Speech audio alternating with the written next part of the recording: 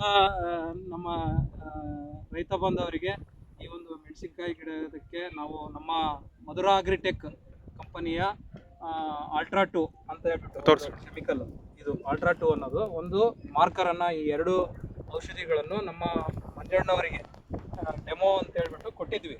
ಈಗ ಆಲ್ರೆಡಿ ಇದು ಹೊಡೆದು 8 ದಿನಗಳಾಗಿದೆ, ಒಂದು 7 ಸಾಲಲ್ಲಿ.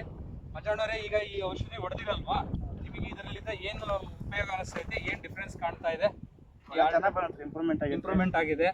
ಎಲ್ಲ ಈಗ ಆ ಕಡೆ ಎಲ್ಲ ಚಿಕ್ಕ ಹುಳ ಚೆನ್ನಾಗಿ ಬರ್ತಾ ಇದೆ, ಮೃದುವಾಗೈತೆ, ಗಿಡ ಚೆನ್ನಾಗಿ ಬೆಳವಣಿಗೆ ಇದೆ.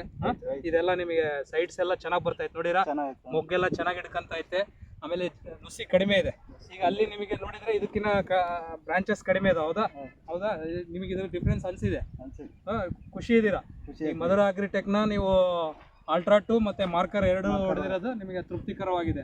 ಸೊ ನಿಮಗೆ ಈ ಒಂದು ಮಧುರಾ ಅಗ್ರಿ ಕಂಪ್ನಿಯ ಈ ಔಷಧಿಗಳು ಏನಪ್ಪ ಅಂದರೆ, ನಮ್ಮ ಒಂದು ಮೆಣಸಿನಕಾಯಿ ಗಿಡಕ್ಕಾಗಲಿ ಅಥವಾ ಇತರ ಬೆಳೆಗಳಿಗಾಗಲಿ ನಿಮಗೆ ಏನು ನುಸಿ ಟ್ರಿಪ್ಸ್ ಅಂತ ಹೇಳ್ತೀವಿ ಅದು ಆಗಲಿ ಕಂಟ್ರೋಲ್ ಆಗಿ, ಆಮೇಲೆ ಮೊಗ್ಗುಗಳು ಬ್ರಾಂಚಸ್ ಜಾಸ್ತಿ ಬಂದು ಮೊಗ್ಗುಗಳು ಹಿಡ್ಕೊಂಡು ಹೆಚ್ಚಿಗೆ ಇಳುವರಿ ಬರೋದಕ್ಕೆ ಸಹಾಯಕರವಾಗಿರ್ತವೆ.